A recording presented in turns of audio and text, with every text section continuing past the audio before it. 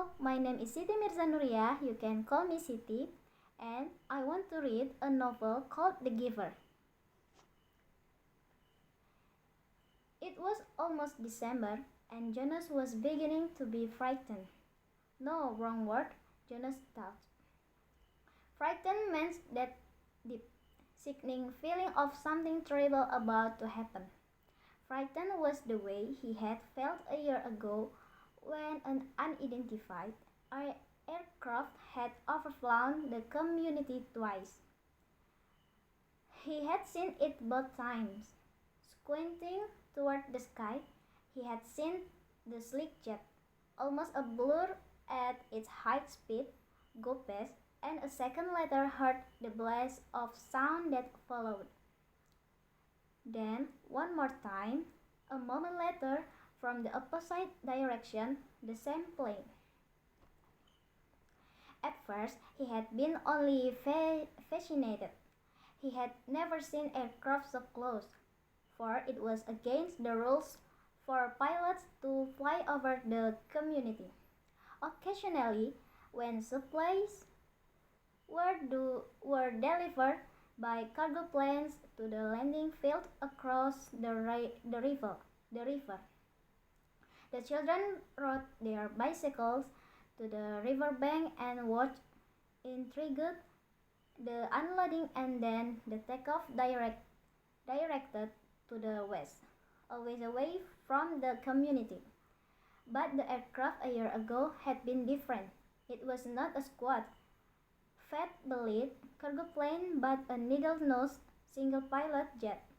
Jonas, looking around excitedly, had seen others, adults as well as children, stop what they were doing and wait, confused for an explanation of the frightening event.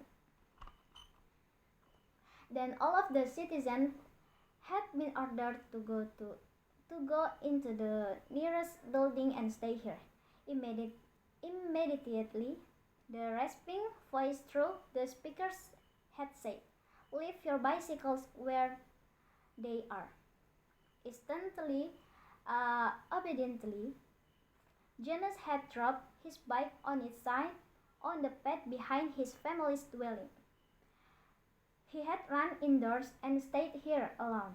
His parents were both at work, and his little sister, Lily, was at childcare center where she spent her after-school hours. Looking through the front window, he had seen no people.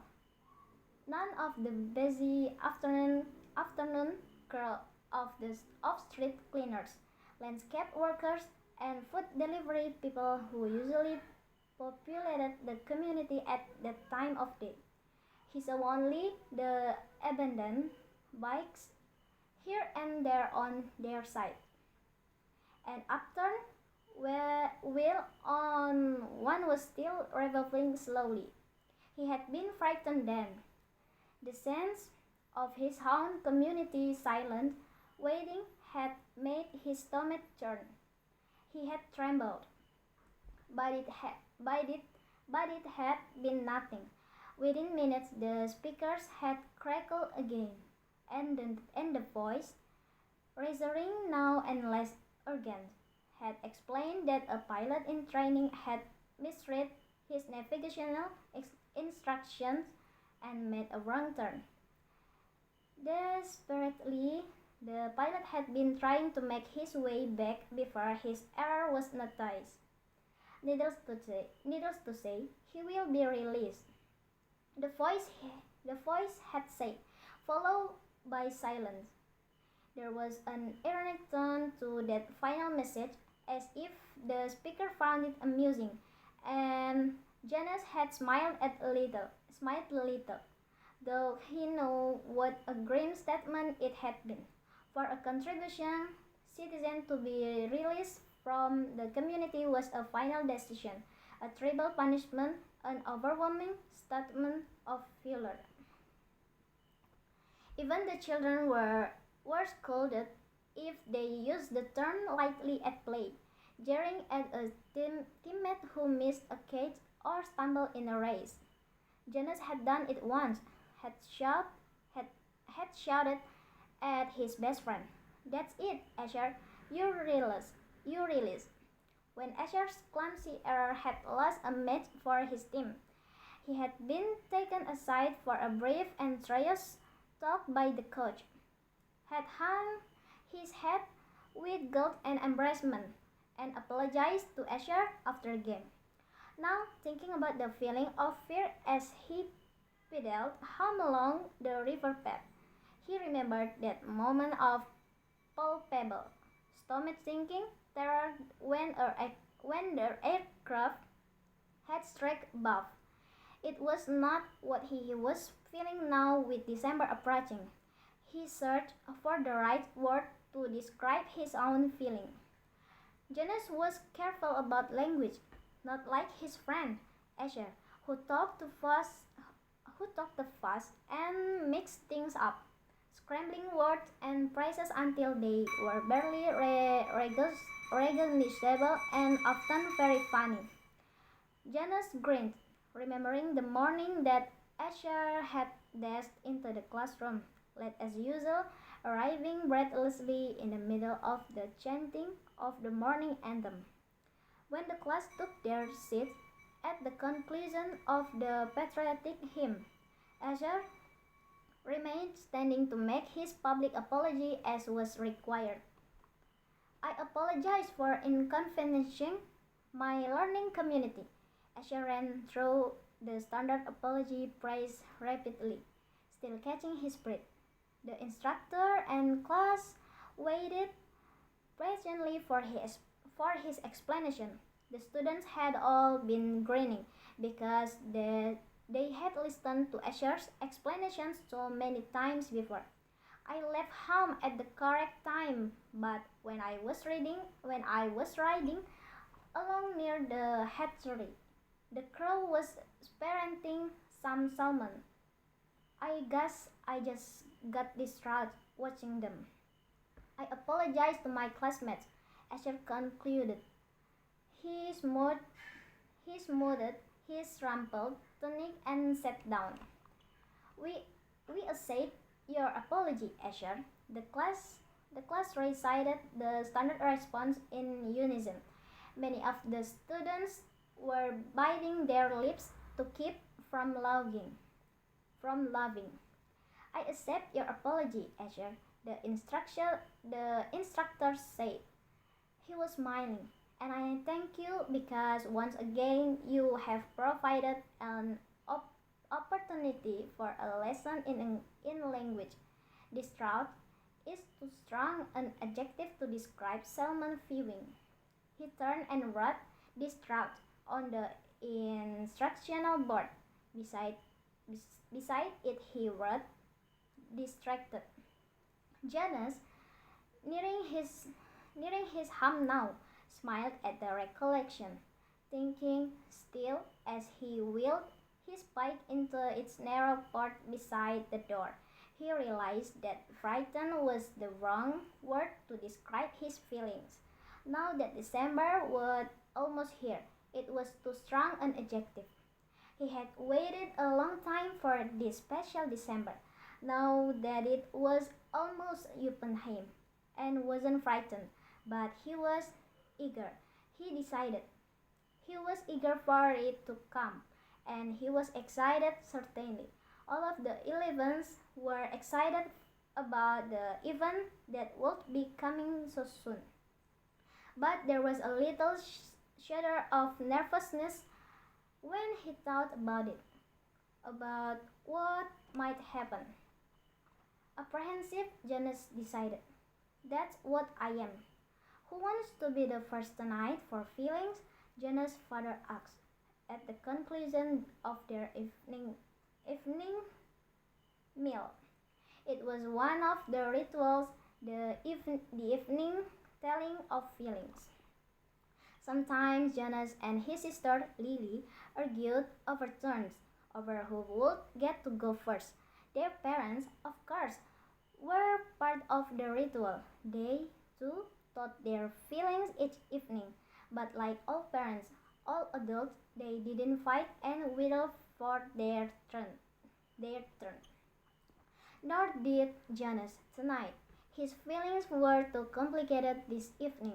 He wanted to share them, but he wasn't eager to begin the process of sifting through his own complicated emotions. Even with the help that he knew his parents could give. You go, Lily, he said, seeing his sister, who was much younger, only 7, wiggling with impatience in her chair. I felt very angry this afternoon, Lily announced. My childcare group was at the play area, and we had a visiting group of 7, and they didn't obey the rules at all. One of them, a male, I don't know his name, kept going right to the front of the line for the slide, even though the rest of us were all waiting. I felt so angry at him. I made my hand into a fist, like this.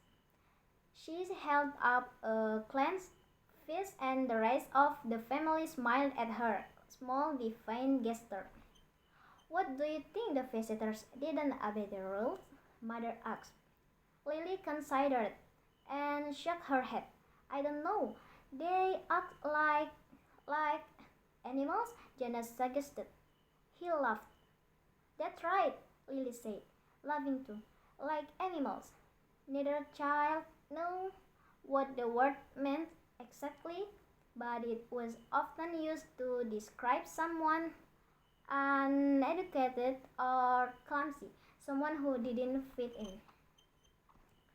Where were the visitors from? Father asked.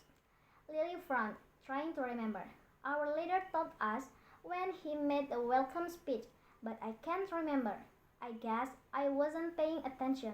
It was from another community. They had to leave very early, and they had their midday meal on the bus. Mother nodded. Do you think it's possible that their rules may be different, and so they simply didn't know what your play area rules were? Lily shrugged and nodded. I suppose. You've visited other communities, haven't you? Jonas asked. My group has, often. Lily nodded again. When we were 6, we went and shared a whole school day with a group of 6 in their community. How did you feel when you were there? Lily frowned. I felt strange because their methods were different. They were learning usage that my group hadn't learned yet, so we felt stupid. Father was listening with interest. I'm thinking, Lily, he said, about the boy who didn't obey the rules today. Do you think it's possible that he felt strange and stupid being in a new place with rules that he didn't know about? Lily pondered that. Yes, she said, finally. I feel a little sorry for him, Jonas said. Even though I don't even know him, I feel sorry for anyone who is in a place where he feels strange and stupid. How do you feel now, Lily? Father asked. Still angry? I guess not, Lily decided. I guess I feel a little sorry for him, and sorry I made a fuss, she grinned. Jonas smiled back at his sister. Lily's feelings were always straightforward, fairly simple, usually easy to resolve. He guessed that his own had been too when he was a 7. He listened politely, though not very attentively, while his father took his turn, describing a feeling of worry he'd had that day at work, a concern about one of the new children who wasn't doing well. Janus' father's title was nurturer. He and the other nurturers were responsible for all the physical and emotional needs of every new child during its earliest life. It was a very important job, Janus knew, but it wasn't one that interested him much. What gender is it? Lily asked. Male, father said. He is a sweet little male with a lovely disposition, but he isn't growing as fast as he should, and he doesn't sleep soundly. We have him in the extra care section for supplementary nurturing, but the committee is beginning to talk about releasing him. Oh no, mother murmured sympathetically. I know how sad that must make you feel. Jonas and Lily both nodded sympathetically as well.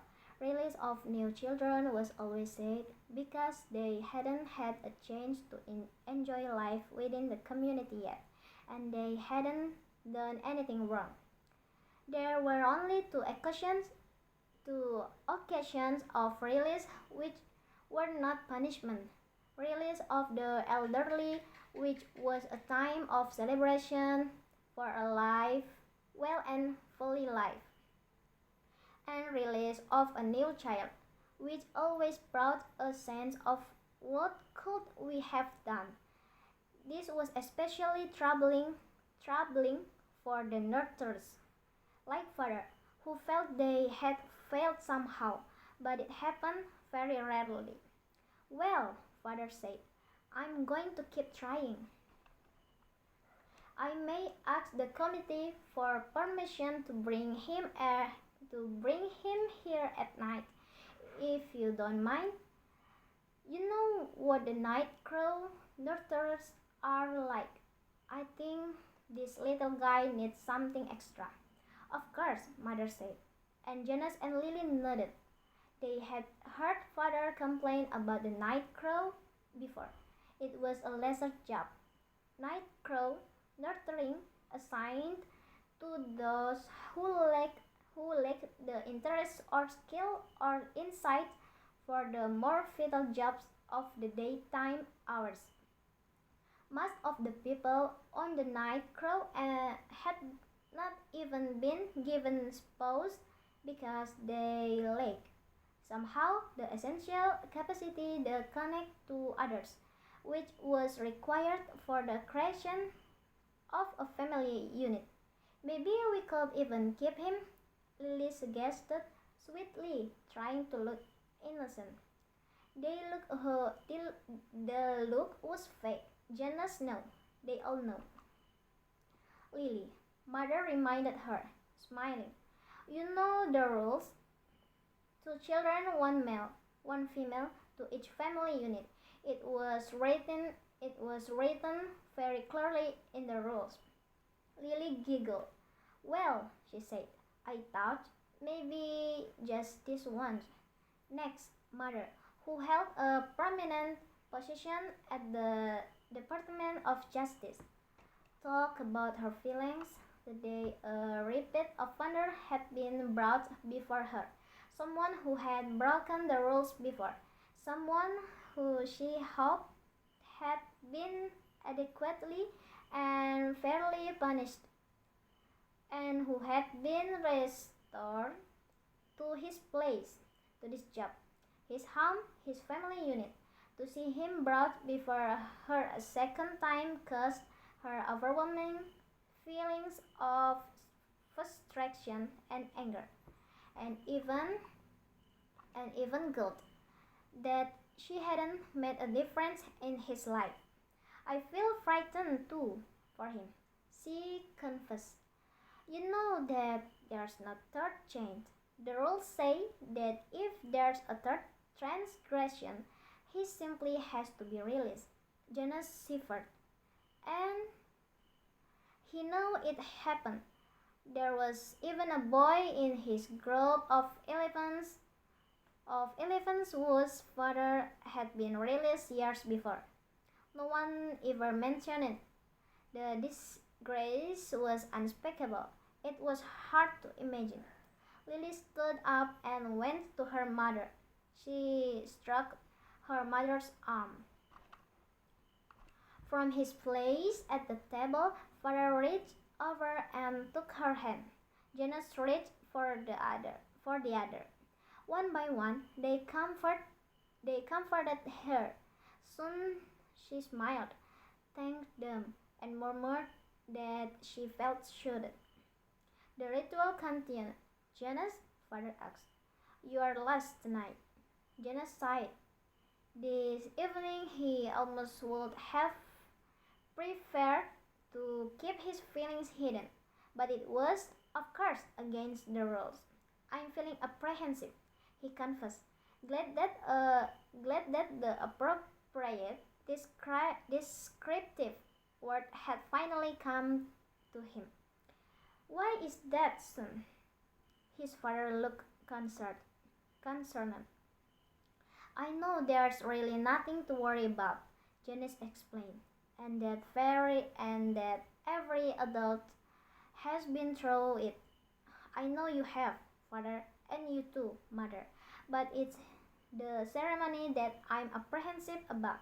It's almost December." Lily looked up, her eyes wide. "The ceremony of 12," she whispered, is an awful voice. Even the smallest children, Lily's age and younger, know that it lay in the future of each of them. "I'm glad you told us of your feelings," father said. "Lily," mother said, beckoning to the little girl, "go on now and get into your night clothes. Father and I are going to stay here and talk to Jonas for a while." Lily said, but obediently she got down from her chair. "Privately?" she asked. Mother nodded. "Yes," she said. "This talk will be a private one with Jonas." Okay, thank you for your attention. Thank you so much.